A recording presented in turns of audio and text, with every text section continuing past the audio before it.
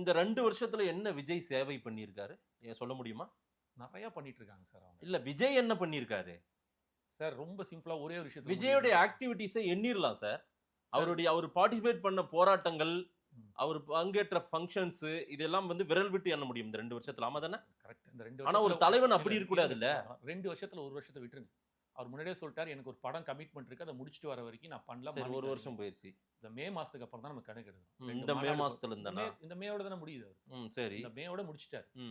அதுக்கப்புறம் தான் ஃப்ரீ ஆயிட்டு உள்ள வராரு. சரி. ஜூன் ஜூலைல இருந்து வராரு. ஆமா. அதுக்கு முன்னாடி ஒரு மாநாடு போட்டாரு. நான் என்ன பாக்குறேன்னு சொல்றேன்.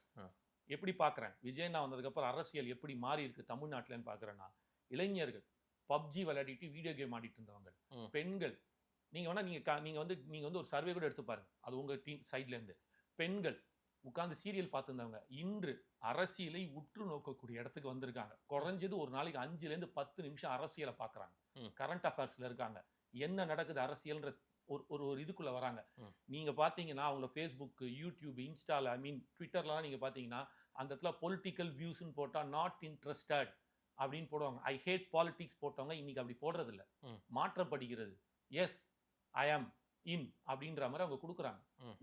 நான் பார்க்கிறேன்றாங்க. இன்னைக்கு இளைஞர்கள் இன்னைக்கு அரசியலை உற்று நோக்குறாங்க, கேள்வி கேட்க ஆரம்பிக்கிறான். அதனால தான் கேள்வி கேட்கறவன் தற்கொலைன்னு மாத்துறீங்க. நீங்க கேரக்டர் அசாசினேஷன் கொடுக்குறாங்க.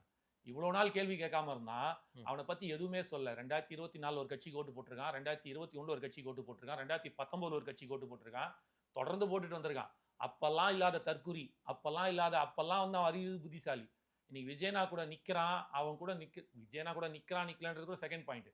அவன் இன்னைக்கு நீங்க கேட்டீங்க இல்லையா, அந்த கேள்வி கேட்கறான் அப்படின்ற ஒரு பாயிண்ட் வரும்போது அவனை தற்குறியாக அவனை கேரக்டரைஸ் பண்ணி இந்த இளைஞர்கள், இந்த காலத்து இளைஞர்ல உடைக்கிறாங்க. இல்ல சார், விஜய் கட்சியின் இளைஞர்கள் இருங்க. It is not only Vijay இளைஞர் கட்சி. விஜய்ல இருக்கிற இளைஞர்கள் மட்டும் இல்ல, ஒட்டுமொத்த தமிழ்நாட்டுல இருக்கிற இளைஞர்கள் தான். இல்ல நான்